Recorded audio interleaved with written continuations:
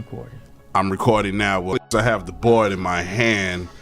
Everybody, welcome to the 6'2" Hundos podcast. King Dave, king of all kings. And this is your baby mama's favorite DJ, Heavy Hell. Yeah. And it is January 25th, 2017.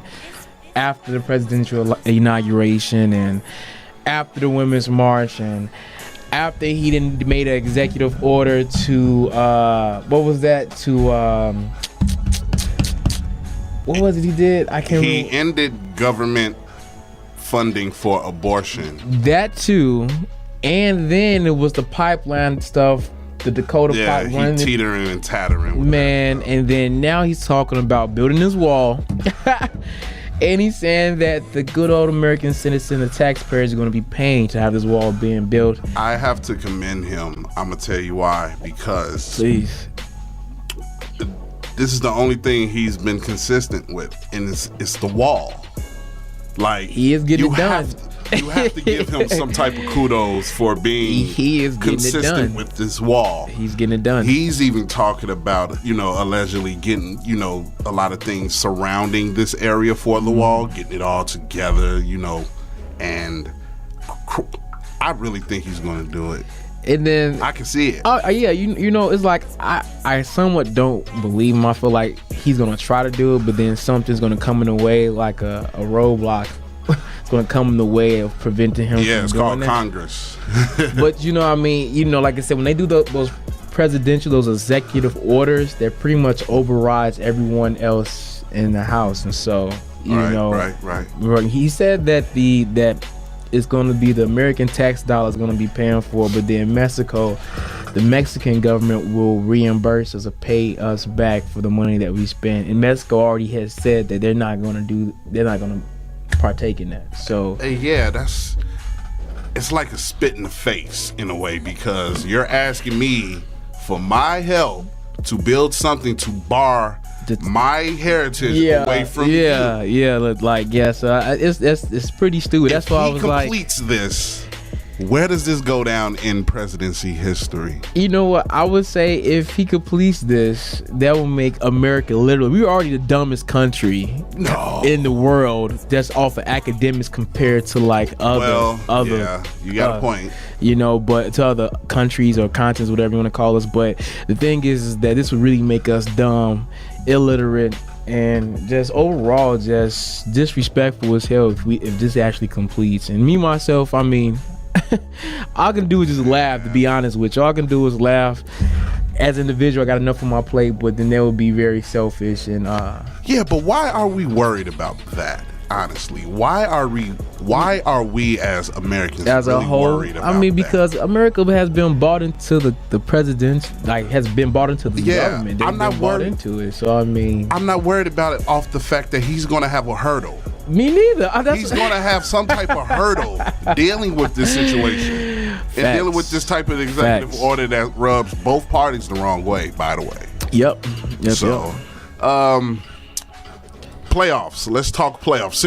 Since certain people can't talk playoffs, apparently, let's talk playoffs. Shade. And you know what I'm saying. And it's no shade. It's facts. It's facts. It's not shade. It's facts. You can't turn up for a check. Am I correct? You did say turn up for a check. Am I right? Turn up for a check. So let's talk NFL playoffs. We have the Falcons. Again, well, actually, the playoffs is done now. It's just the Super Bowl. The playoffs is done now. So my Steelers got knocked out. We missed some time, so that's why I said the playoffs. Did. Yeah, and so I am, as a Steelers fan, I am pretty upset. Don't be salty, man. But the thing is, that's Brady they went against. It's not even that. It's just that we go against Brady all the time, though. You know what I mean? We played them early this year. We played them once last year. We played them once every single year for the past 5 years. You have to get Brady out the pocket. Yeah, and that's what we didn't do. As far as that defense go, we are running the same defense that Dick LeBeau ran, and Brady treaded that up. You know what I mean? Yeah. So, how do you feel about Tomlin? Do you think he'll be back next year? You know what? If he been a lot of heat under those feet for that guy. If he does come back, I'm cool with it. If he don't come back, I'm cool with it. Wow, that's real talk. I mean, I think they should really clear, instead of keep the general management, because they're bringing on great talent. The rookies is However, not giving that up. However, though, the offensive coordinator, which is Keith Butler, Todd Haley, and of course the head coach being Mike Tomlin, it might be time for a change. Si se puede, in the words of Barack Obama in Spanish. Oh man, I think they need to figure out a situation for Joey Porter, because he's always in an up and down situation. That's been him his entire career, though. Yeah. He's always been. How much of that becomes a distraction? It wasn't a distraction. That's not a distraction. You don't think it was a distraction? No. Because honestly, right, the news only covered it like for a day. Okay. ESPN only covered it's a distraction when ESPN covers that situation for about 2 or 3 days or throughout the whole week, like the Odell Beckham Jr. picture when he was on the boat. Oh my God! They covered that the whole week. That's a distraction. Oh my God! What was a distraction was Antonio Brown leaking the footage of them, because they covered that. Who's worse? Which one's worse? Who's worse? I'll probably say the Antonio Brown, because to me, you don't supposed to leak private stuff like that. I think that punctured a hole. It did puncture a hole. And once the game started, it started to overwhelm and bust open, and that was the season right there. Yeah, because he didn't even have a decent game like that. You know what I mean? Yeah. He didn't have a decent game. So. I told a buddy of mine once Le'Veon Bell got injured, if he didn't come back in the second half, then you can say bye-bye, because that man can get in some space and do a lot of things. He can. I really feel his production would have set the tone for them. It gave them more. Well, I don't want to say more. I want to say much of a better chance to come out with a victory. But to me, that's play calling. And I feel like, honestly, the Steelers personnel-wise, we have very talented individuals, but I just think from an offensive play calling from Todd Haley, if anybody know about Todd Haley, he was once the head coach for the Kansas City Chiefs for about 3, maybe 4 years, and he had a very losing record. I'm talking about he was trash. It's kind of the same team that Andy Reid took over. Am I correct? Yeah. He had the same player? Because he had, was that Jamal Charles, Dexter McCluster, Alex Smith. As a matter of fact, he had a Matt Castle. He had a Dwayne Bowe. I didn't care for Matt Castle. Like he had a squad nonetheless, but they was just so terrible. They still had damn near the same defensive players with Tom Bali. Oh my God, Houston. Lamar Houston. It's not Lamar Houston. Justin Houston. Justin Houston. Yes. I'm thinking about somebody else. Oh my God. Both of those guys come off the edge is havoc. Right. You have the same havoc. Team and a switch of coaches. You bring in Andy Reid, and then all of a sudden that Kansas City Chiefs is a playoff contending team now. What is it about Andy Reid, honestly?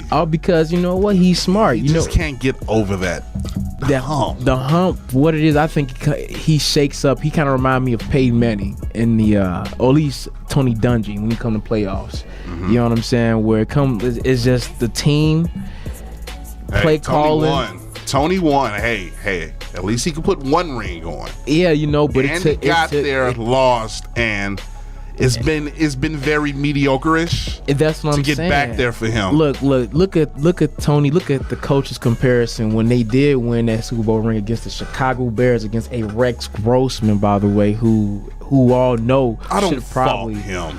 No, I'm just saying. That was a great O-line. You had a Tony Dungy against a Lovie Smith. Clearly, that one is on a higher level than the other when it comes to coaching. Lovie was stubborn because he was still so defensive-minded. Very defensive-minded. And what saved them that season, not to cut you off, what saved them that season was that offensive line. It was Reuben Brown, John Tate, Garza was, coming to form. Garza, and then they had was Garza the center? It was another cat too. I can't remember. No, Garza wasn't the center. I think Garza was a guard. The guard, because he transitioned into center. They had a center there who was pretty solid too. Krutz. Olin Krutz. There you go. Olin Krutz. There we go. Yeah. Long time. Yeah. I forget the other tackle. And like I say, the thing is, really, you got to give credit to that defense where it was Alex Brown, Roosevelt Colvin. You got to give it to Brian Urlacher at that time when they had what's that boy? It was some white dude. It was Hillenmeyer. Hunter Hillenmeyer behind the shades somewhere. Then you had a faster it was a Diggs, or what's the other linebacker? Lance Briggs. Then you go in that Alex back Brown, right? Goulier. Oh, come on, man. So you the last of his prime. You know, Tommy Harris back then. Come on, so you got to think about those players defensively. My God. Tommy Harris. If he was healthy, of course. If he was healthy, if Tommy Harris was healthy, oh my goodness, if he was healthy, man, he would dominate. Like Tom. Honestly, before you had Atkins, you had a Tommy Harris. I'm gonna tell you that Tommy Harris was supposed to be nice, but he constantly got injured, and they brought in Tank Johnson from the Cowboys. Oh my God, that broke my heart. And then that never worked out. That never worked out how it should have. Yeah, he was his biggest enemy. He was. And then let me see, as far as that backfield went. That backfield with Peanut Tillman, with Nathan Vasher, who became a fluke the next year, and then I forgot who was the safeties back there. I don't know who was those two safeties, but I think was it Major Wright? Yeah, Major Wright. I think Mike Brown was still there. Mike Brown, yeah. Oh, how can I forget? Come on, he definitely needs to go down, and he should get a go. He's the one guy I can say Steve Smith destroyed. Yeah. Steve Smith took that man's cleats and walked out of the Soldier Field. Easily. In 2010, it hurts my soul still to this day. Yeah, and like I said, man, it just comes down to, like, when you look at the coach, and Tony Dungy went against a Lovie Smith that was a Lovie Smith Bears who really had no offense. Because if you look at that game, right, the Colts won, what was it, 27 to what? 15, 27 to 16. It wasn't that big of a scoring game. It was exactly. It was more tactical. It was exactly. And then when they went against Sean Payton, who was more offensively inclined with a Drew Brees, what happened? Yeah. The Saints won that. And all they had to do was disrupt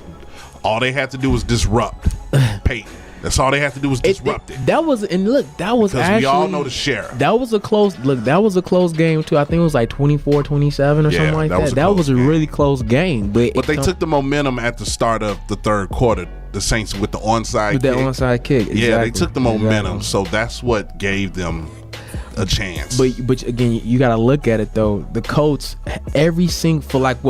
as long as Peyton Manning been there, the Colts always have had personnel from Edgerrin James to what was that boy's name? Yeah, from they LSU. should have won more. They should have won more. When you had Reggie Wayne and you got Marvin Harrison with Dallas Clark, you know what I mean? And then you had Brandon Stokely. Yeah. You feel me? You got nothing but offensive weapons with Peyton. You definitely should have won more. You know what I mean? God. Even when my Steelers back in 2005, when my Steelers went into Indianapolis, and Ben Roethlisberger, his second year, went in there and beat Peyton Manning. You know what I'm saying? But you know what's the craziest part about everything you just said, right?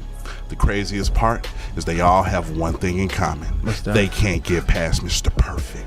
They can't get past Tom Brady. They can't get past Bill Belichick. And okay. But see, I call it from both sides. Last year was actually the one of the rare moments where Peyton Manning beat Tom Brady, but because they had an excellent defense. Like, their defense really have to be superb against the Patriots. You can have an okay offense because the Patriots defense is going to give up some points. However, though, your defense have to be superb. Yeah, I think New England capitalizes off mistakes. Boy, I think that's the purpose. Capitalize, that's an understatement, man. I really think they implement that within all the fundamentals. That's an understatement. You have to capitalize off mistakes. And it just came down to, like, I just know, speaking from the Steelers standpoint, we love playing that 3-4 zone blitz, and that zone blitz is that zone. It worked. It worked for a while. It did not work at all. Like at the beginning, right? You worked for a while, like for the first two series. Then once Tom saw it, once the offensive coordinator saw it, once they saw it, and they saw that we kept playing that. Oh my God. Dude, they ran some simple plays and some a weak ass receiver. What's his name? Chris Hogan. He weak as hell. I don't give a damn with nobody. He weak as hell. Look at who's throwing him the ball.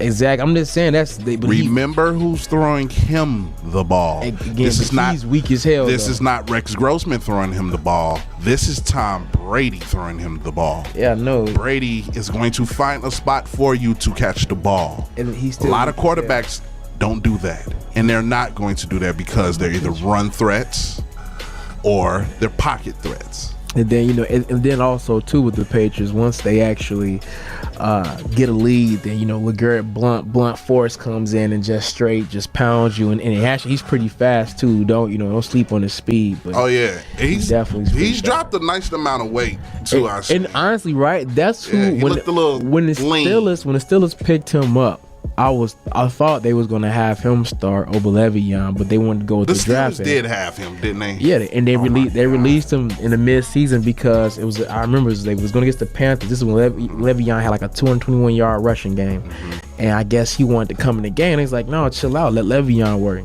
So LeGarrette got mad and walked out before the game even ended. So that was something that the team and the owners don't tolerate. So they cut him right then and there, and then as soon as when they cut him, Patriots picked him up. So I mean, it was like, damn, okay. And then now he's already been to 2 Super Bowls. He's on the second Super Bowl since he left us and stuff. So it's kind of like, damn. Not to mention Shea McClellan. Not to mention Martellus Bennett. And see, the thing is, Bears. It's the thing is, right? You know what, Shea and McClellan, Browns. Not to mention Browns are basically all over the place. Yeah, and see, the Patriots, they're a terrible draft. They don't know how to draft. So therefore, what they do is they go pick up free agents from like different teams, people who after they see them play and perform. The Patriots do not know how to draft. They draft terribly. But look at where they're drafting from all the time too. They're so used to winning. They're always drafting at the bottom of the feed. Yeah, at the bottom. Yeah, you're right. You're right. You can't really force that issue to me because I can see if they're.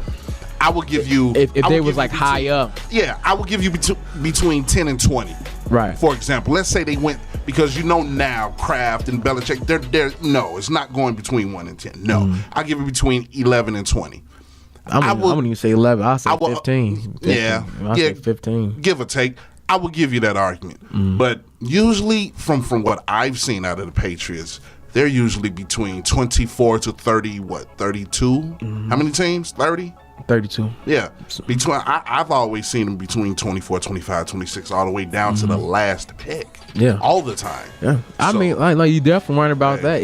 I mean, like they could make some good ass scraps. They can exactly. And I think they don't focus on truly draft. They just focus on kind of development. Development. Yeah, and they see who's out there as far as like who's gonna let who go. Like that. What's that boy? Is Jabrier something? The guy from the Browns. He's actually a really good DN, and the Browns released him. I was pretty shocked. But then when he went to the Patriots, I'm like, oh, they finna get him. And they got your boy DN from the Rams. It was, what's his name? The son. The Long brother. Long, there you go. Chris Long. They picked him up. And, you know, he was psyched. He was like, yo. I saw that coming once they picked him up. Bro, like, he's going to eat easily. Easy. And then they picked up, actually, no, they let go because that was, what's his name, brother? They let him go to the Arizona Cardinals. I can't remember my man's name. But yeah, man. So it comes down to it. Like I said, I see the Falcons definitely putting up some points, but it comes down to consistency. And then, you know, Matty Ice, can he take advantage of the mistakes that the Patriots make? And it's very hard to find those mistakes in Patriot land. I don't know. Patriot defense. To me, it's between two names. To me, I have a strong feeling in my gut between Julio Jones and Tom Brady. Whichever one shows up, that's who's going to win the Super Bowl. That's what I believe. I believe that because these are they're two different position players, but they dominate their position with so much precise. They dominate and they just take over games. Unlike the average. The average may come alive in the fourth quarter. Both of these guys take over from the start of the whistle to the end of the whistle. I have seen it with my own eyes, especially Brady, of course. But yes, Julio Jones, I think he's due. I think this is it. I think this is the coming out party for him because he's been known to be dangerous with his feet, and his route running is spectacular. But now for him to easily dismantle the playoff teams that they've had to go through in this year's playoffs, if he shows up in Houston at the front door, if he shows up, puts up that type of game he just put up against Green Bay, if he puts those numbers up, I can see him putting those numbers up in the first half. Malcolm Butler can stick that, man. He can't stick him with a stick. I can guarantee you that. It's not even that, you know. I don't think it's the individual players that it's going to come down to Belichick and Shanahan. Not Shanahan, but what's the coach? Head coach? Dan Quinn. And it's going to come down to them two, because whenever you go against the Patriots, it is a chess game. It's all about making sure your pieces are there, and it comes down to adjustments. Yeah. And so one thing is, if Julio does go off, like maybe the first two quarters of that first half, whatever, Belichick will find a way to. Nobody has shut this man down. The Falcons have not won against Bill Belichick. Bill Belichick is arguably the best coach in NFL history. The best coach. Indeed. Bill Belichick is my man's is Pop, you know. Not Greg Popovich. Is it? Yeah, Greg Popovich. Greg Popovich, correct? Yeah, from Spurs. He is him. He is him. Where no matter what players you give him, he will get the max out them players. And it's with ease. And it's so with ease. So easy. So there's only so far you can get with him too. And that's what I love about him. Yeah. He's not going to give you the code. You have to figure it out for yourself. I don't even think it's a code. He's just like, look, man, you're going to do this and that. If you don't, then you're gone. Period. Man, I'm trying to tell you, man. You know, I believe this is going to be a high-scoring game. It should be. It should. But I don't want it to be a blowout. I want it to be pretty close. But like I said, the Falcons defense is young, and that's one thing. Like, with a young defense, Bill Belichick knows how to expose that young defense. Who makes the first mistake in the game? Patriots or Falcons? I'm gonna say Patriots. I'll say Patriots. Patriots tend to kind of start off pretty slow.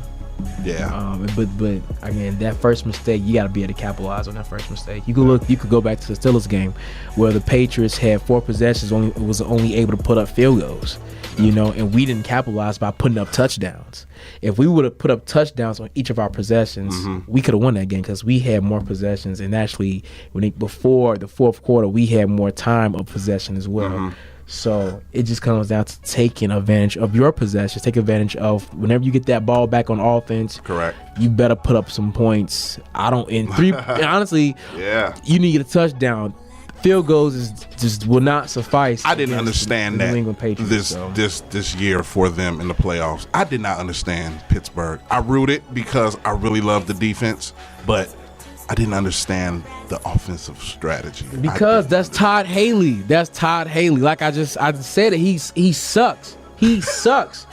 Yo, I feel like you know who Todd Haley is to me. He's trash. Todd Haley is the Brian Hoyer of coaching. Todd Haley is bend but terrible. Don't break. Todd Haley is bend terrible. But don't break. He is terrible. I'll take the 3. No, like last Todd question Haley. About NFL. It's terrible. Last question for you. Tom Brady is making his 7th appearance. I want to say 7th appearance in the Super Bowl. And they're comparing him to Joe Montana now. If he wins the Super Bowl, where do you put him amongst the greatest quarterbacks ever? Oh man, he's definitely up there. I think probably like top 4, top 5. You gotta look at the quarterbacks that actually won rings now. Joe Montana is one of them, but you gotta look at it within the era. He's up there with the Terry Bradshaws, with the Troy Aikmans, with the Staubachs. He's up there. You know what I mean? With the consecutive winning QBs, he actually might be in a league of his own, to be honest with you, because he single-handedly dominated that. Off the record, this is one thing I never liked about Terry Bradshaw. He acts as if he never had that type of line and that running back that he had. I never understood his attitude about his team. Well, you gotta understand, Terry Bradshaw didn't become good till his 7th year. He was actually on his way out the door when it came to the Steelers. But then what happened was Al Davis, the Raiders, old Raiders owner. Love Al Davis. Love that guy. He actually came up to Chuck. Chuck was like, yo, you want to trade him? Chuck's like, nah. So then he actually started him, because before it was Terry Bradshaw starting, we actually had a black QB who was pretty cold. I forgot but his name. Rest in peace. He committed suicide once he had got benched. Actually, wow. He got benched and eventually released. Never heard of that. Yeah, that's because one of them hidden stories. Like, Never heard people. of that. Some people that died in the NFL, but they covered up though. But yeah, Terry Bradshaw was garbage for a very, very long time, and he was on and off the field because he was throwing picks. I mean, literally that first 7 years was just, or 6 years was just terrible. But then he just found his mojo. You know what I mean? And he really was just slinging it. You gotta look. You go back and look at it. When I saw him, he was just slinging it. And when you had John Starworth with Lynn Swann, a stalwart monster.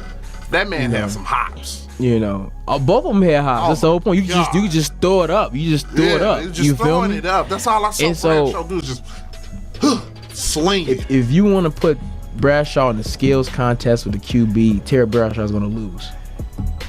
Skill wise, like you talking about, I have Dan Marino over Terry Bradshaw. Marino, oh my God. You feel me? Darren has no rings, but he is a better quarterback. He deserves he deserves. You know what I'm saying? Man. Like, you know, dude, he deserves a ring. Tom Brady should have got one. May be more skilled than Terry Bradshaw, but that team was just off the chain from the O-line, D-line, defense, halfback, receivers. It was very, very, very, very complete. So. All right. Now, I saw a movie Monday. I went on a date. Me and my woman went on a date. That's real cute. Felt cute. I felt cute for more than... I felt cute all day yesterday, too, because of it. Like, we went on a date. But we went to see Hidden Figures. Dude, look at me when I tell you this. Look at me. Whoever you know that is a female, of course. Any female you know that you feel is worthy, I don't care if it's your mother, cousin, I don't care who she is. Take her to see this movie. This movie reinvented a certain feeling that I used to have about black women. The movie, oh my God! You might have to elaborate on that. What happened? Listen. He used to growing up. Listen, man. Growing up, my mother and my sister raised me, so I always had a certain feeling about a woman because that was my first teacher. So I always had a newfound. I always had a certain type of respect for a woman because that was the first thing I've seen that taught me how to do anything. Of course, I got older, went through things with women, and that feeling went down. Of course, then certain issues I had with both of them throughout times in life, it went down. I saw this movie. This movie is about 3 black women who helped NASA achieve things that Russia already achieved, but they went further. By actually going around and seeing space. Because of the brains of these 3 black women, NASA was able to become part of history with what they did once they got to space. I don't have as much information as I should about the movie because I just saw it, and I really didn't put too much into it because It's terrible, man. I was kind of looking for it. No, listen. I'm still in awe of the fact that we actually had 3 black women who actually had a significant part of history that didn't have anything to do with hair perm, writing anything, nothing. But actually, 3 black women sat in an area where they weren't even allowed. And they contributed. They put a contribution into making sure John Glenn got to space and got back the way he should. I felt that very, very fascinating because the role and the way black women are looked at and perceived to be at now is horrible to me. When I see a black woman, I see a fight, I see a drama, I see hair weave, I see all these different things that makes them look the way they do according to most. Thighs, holes, all this stuff. Ouch. Now this is ignorantly me speaking like this, but For once in my life, I've seen more than one woman do something I would want to see my daughter do. Mm-hmm. And that's become a part of history. Mm-hmm. So since Monday night, I've been thinking about this for a while. Since, you know, just till now. I've been thinking about it. But where are the black women who want to make history? Not drama. History. Where are those black women who want to be able to pass down their activity or whatever they've done and pass it to each generation of black female, of black woman? Well, they're out here. Don't get it twisted. They are out here just because anybody. This is not just black women, not just women, but men, over everyone, period. All people. Mm-hmm. People who are actually on that grind, trying to make history. You're not going to see them on the news or any type of social media or any type of video or anything, because they're working behind the scenes, perfecting whatever craft or perfecting whatever project, whatever they have, whatever, you know, what's going on in their life. That's not a sight that I see as much. But you don't see it as much just because of social media. Social media is meant to keep people ignorant. It's meant to dumb you down. So you have to go. I don't believe that at all. It's definitely. I don't believe. Like Facebook and Instagram, Snapchat, those platforms are paid for by huge companies and even, I'm pretty sure, the government. Correct. And anything like that, the key to selling to anybody is to make sure that they know as little as much about your product that you're going to sell to them. And you're going to tell them what they should know. Right. How many of us know that? Not many of us. We do. Come on. Not many of us. Come on. I think you're giving too much credit to the human society, because if we did know more, then I'm pretty sure we would have came together. I give credit from both races. I give credit to those. I give credit to those who think. I know if I pick the phone up right now, and I've said this before, if I pick the phone up right now, I know what I'm looking at. I know exactly what I see in front of me in my own two eyes. Mm-hmm. It's up to me to choose how to respond. Mm-hmm. Am I right or wrong? Yes. These responses that we get from each other, including myself, sometimes is a bit crazy, bit drastic, because it's so easy. Why is it so easy to just put anything out there? Because it's social media, it's the internet. I think you don't understand the internet is that easy. It's very, very easy to create, to fabricate. And reality. I hate that. It's so easy to create news that is false. People have false websites, and people can take pictures and digitally alter them. It's so easy because it's the internet. It's technology. Technology is meant to simplify everything and even dumb down people's thought. And then you forget about subliminal messaging. You know, at the end of the day, a subliminal message is something you will not really be aware of, like forefront in the mind, but it's going to play some type of effect on you later on.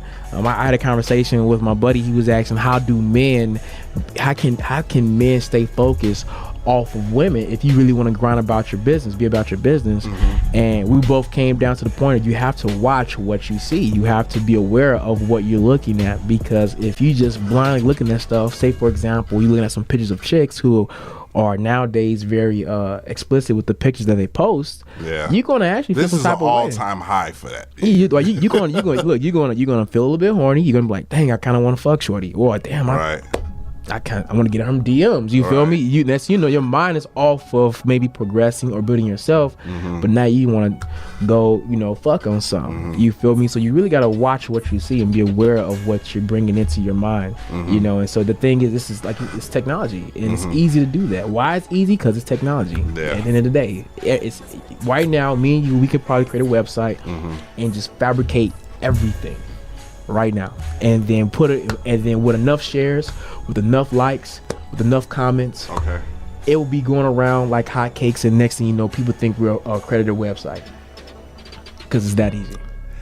Well, it's that easy. So it is, and I really hate the fact that it's that easy for us to just put anything out there, because it came a time to where, if technology was available to us or not, just putting out anything and doing anything is not acceptable. Why is it just became so acceptable once it became handheld? That's what grinds me. Like, something so small have made you so big. Well, it's money. You know what I mean? At the end of the day, like I said before, you know, the key to selling anybody is making sure that they don't know everything about your product. Everybody's product has some type of what's the word, like that, some type of deficiency to it, or it has its own like little issues. But the key to that is to emphasize on what works for it, but not really. Like, for example, right, the damn hoverboards, them motherfuckers blow up. They overheat, blow up. But everybody and their mama got them. You feel me? But if you notice, they're like cell phones too. Did you know that? They're like cell phones. The Galaxy Note 7, I got a Note 4, but the Galaxy Note 7, guess what? Overheats, it blows up. Yeah. But you don't hear that type of information. They're gonna make sure they keep that on the wraps, at least close to the chest as possible. And e-cigarettes. Oh, well, I didn't know about them. Yeah. Some people have posted pictures of people's mouths blown up. Really? Off those e-cigarettes. Shut up. Yeah. Yeah. That teacher has not to smoke no more. Man. Golly, I didn't know that. Look, man, I say either Newport or nothing, okay? Because I'm not fit to sit up here and smoke a cigarette, an electronic cigarette, and my face is blown off. I really do value the face I do have. I'm not losing it because of some goddamn product that got some damn humidifier. No, it's not crazy. No. I did not know that. Like I say, everything has its problem. Everything has its own like issue. You know what I mean? You can even talk about with video games. When you play video games, you may get like a little warning label that this game may cause epileptic seizure. I can't even say the word, but it may cause seizures.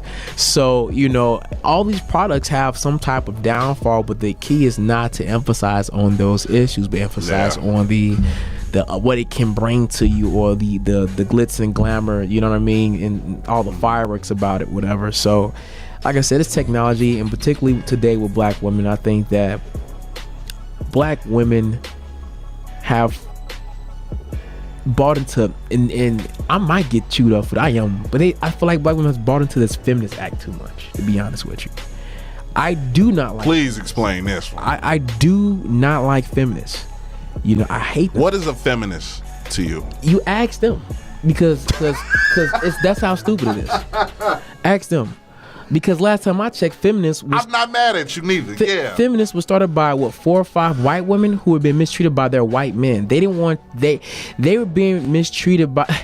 Look at this. You understand this. These women, the 4 or 5 white women that started the Feminist Act, okay, they didn't want to get treated like the quote-unquote niggas in America.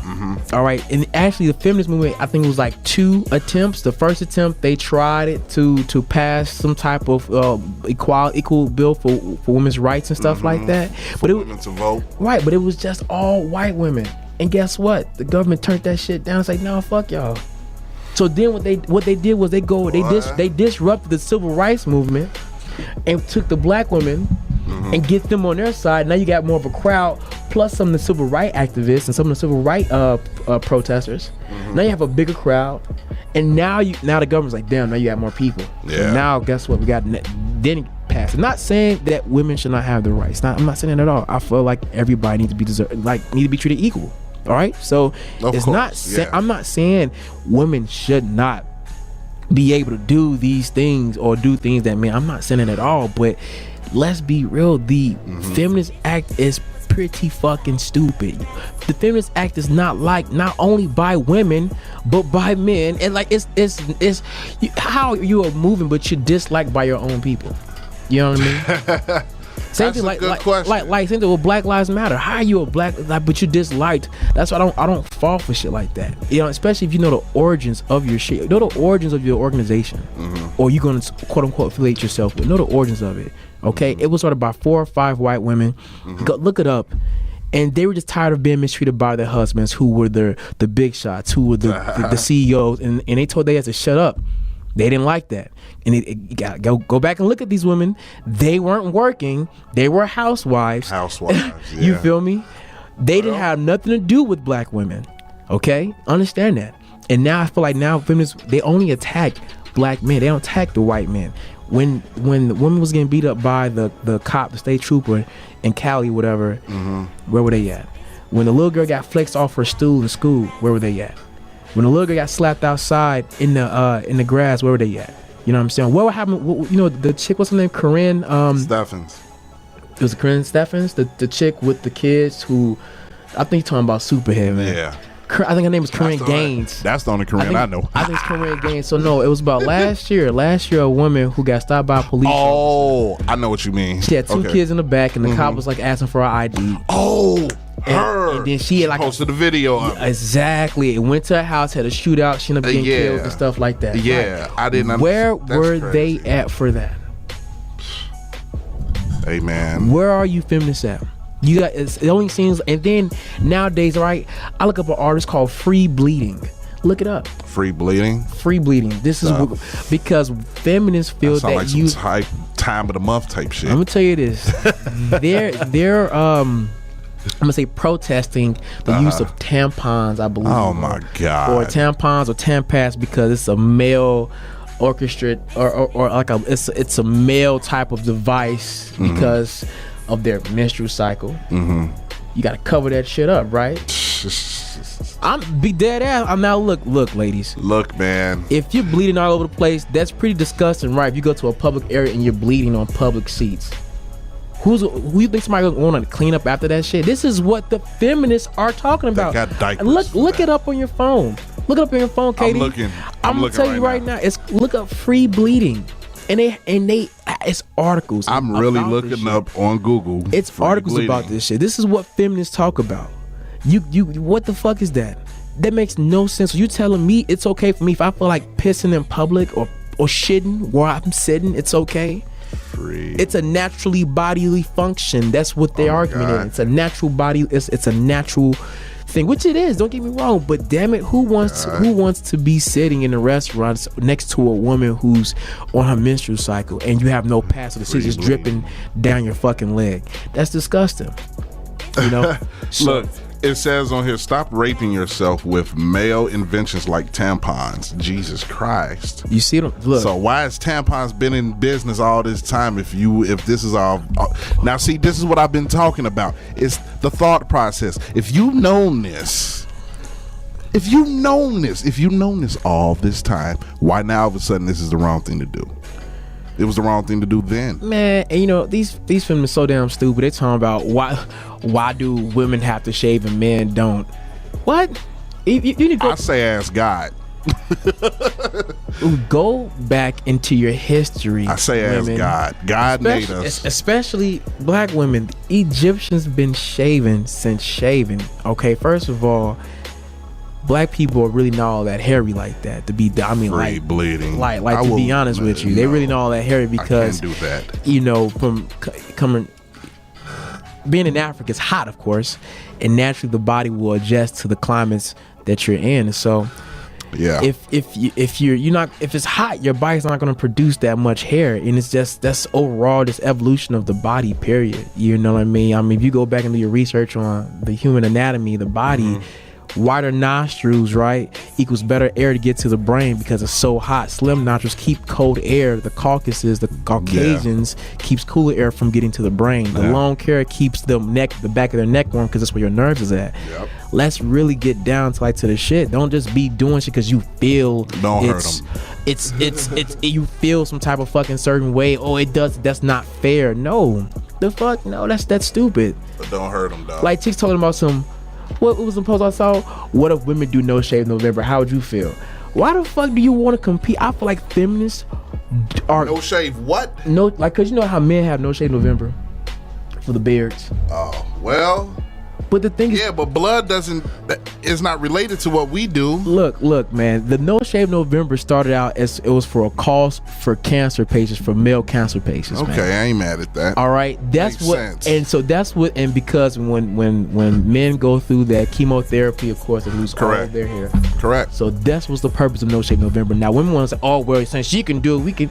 It just ain't about you, though. This is not about you. Like, I never understood women like that neither. Like, you know what I mean? And I feel like they are unhappy about being women. That's why I feel like feminists are men who are tired. That ain't no different than men being unhappy that they being men, or a black man being mad because he a black man. That's why I feel like, because I feel like you complain about shaving your legs, you complaining about, you know what I mean, shaving that cat, and it's like, yo, you killing me. You complaining about you don't want to wear tampons because it's a male invention, but tampons been around since time, forever. since human existence. Forever. You know, tampons been around for a long time. You know, it may not have been called a tampon, but there's definitely some device to go up there. You might as well hate yourself, because since your vagina is shaped to fit a male organ, you might as well hate yourself then, right? Since you're mad at a tampon, you might as well hate yourself, since your body is meant to have a male be inserted into you. Aren't contraceptives man-made?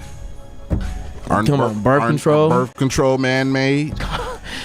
And like I said, that's the mind. This is why you ask me, say, what is a feminist? I do know. You gotta ask them, because the things, the thoughts, and some of what they're doing is just it befuddled me. It boggles my mind, and just kind of like I don't know. So like I said, I don't like feminists. I love women. I want women to be able to achieve everything they can. Yeah. And I want them to do everything in the world. I love women, but I do not like feminists. Okay? So let's make that perfectly clear. I love my black women. That's all I want in life, is a black woman. So before motherfuckers want to say, you must hate your mama, or you must be a white girl, shut the fuck up. You can't. shut the fuck up. You know what? I never get mad at those type of people, because I can be just as petty. One. Two, you when you go through that a lot, you kind of understand that they don't understand completely what you're saying. So that's, to me, it's a sign of them trying hard to figure out what the fuck you're talking about. So and then, you know what, speaking of feminists, this weekend was the women's march, I believe. Did you see that shit? God, I was downtown. I got caught in the traffic for it, my dumb ass, but oh my God, I was fucking with, I was honk honk honk, they was whoa. So I already have my thoughts about marches, like marches in general. What the fuck is the purpose of a march? What do you do in a march? To make a statement, to make an outcry. An outcry, but is there a direct effect? I mean, what just happens? To deliver a message. Who do you talk to? A message. That's all. It's basically you're forcing an audience. It's forcing an audience to listen to what you're saying. So now that we have listened, now you may have gotten your audience. So then what's next? It could work and it can't work. It really doesn't matter if it works or not. But the Million Man March was a bust. The one from 2 years ago. Oh man, I thought she was talking about the one from the 90s. I'm like, man, stop that. Like that was lit. Like the march. I'm talking about. The new one. Right. The one that it was like two years ago, whatever. Okay. That was, or 3 years ago. That was trash as hell. You tell me all these black millionaires and billionaires get together, and not one or two or three or five of them came together to say, hey, let's do our own this. They all went back to their respective positions at their respective jobs or careers, whatever, and they went back to doing whatever the fuck they were doing. But what was discussed, I watched some of the videos and clips of it. I think I have an understanding why that happens, because if you think about it, sometimes people feel that it's still a low gain, a high. Can you see it being a high contribution with a low gain? You gotta elaborate on this, because businessmen who spend money, they want to make their money back, no matter the color, for one. For two, especially us black men who are in those positions, if we can't make our money back, you know how we are about money. If we can't make our money back, we have a problem with that. So, but that's the biggest issue with black people, though. You know that, right? Because about money, the dollar, the almighty dollar has divided us. No, believe it or not, I mean, you got to get your money. I understand that. But this was the Million Man March for black people. That means everything gets put aside for the black cause. Okay. Now, when you're worrying about dollars, you're worrying about your personal business, then you're not thinking about the black cause. That's one reason why I do not like feminists, because when the feminists started to make their movement, they came right in the movement of civil rights for black people, and that kind of killed that. Whatever happened to the civil rights movement? What the fuck happened to that? What was the purpose of those marches? Black people started making money. Oh, black people was just Black so people fucking, just started making money. they were just you know what they was making white money. Okay, they was making white dollars. I can see that. And that's the problem. That's the issue. And you know, matter of fact, a young lady that I follow on Facebook, she had put up a question saying, did the integration, did it help us or hurt us? And it hurt us. It shitted on us.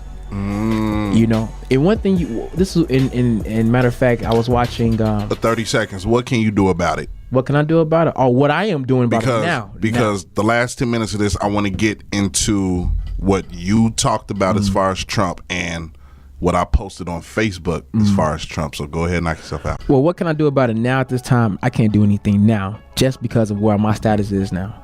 But at least you're honest. But trust me, my goal is to get high in my respective position, being in radio. Let me get into Sirius XM. Let me get to up. Let me get up there. Right? Up there. Right. And I want to combine. I want to be able to create a black conglomerate with other black business owners, so we can have something black of ours. All right. Right now at this point, yes, I'll do it for me, but I'm really doing it for us because I'm just tired of black people getting the short end of the stick, getting the smallest piece of the pie. I'm tired of black people being the welcome mat of America, where everybody from different other countries and continents can just come in and excel over us immediately. If you really want, the black dollar does not stay within the black hand. The only, the black dollar is supposed to flip about 8 times. This is what Dr. Claude Anderson said. It's supposed to flip by 8 times, 10 times. Got you. Only flips like 1 time, then it's gone. Because we're so quick to want to buy the Hermes or Gucci or Polo or Tommy. We're so quick to buy, outside of our color that we have nothing left in our economy. So trust me, but when I tell you this, not right now, I can't do anything. Right now, I gotta build me up. I can't make any moves because I'm not in a position of power to make those moves. But once I will, trust me, it will be for the black people. So you will always be in a position of power to make any goddamn move you want to make, as long as you use your brain. Be logical, not emotional.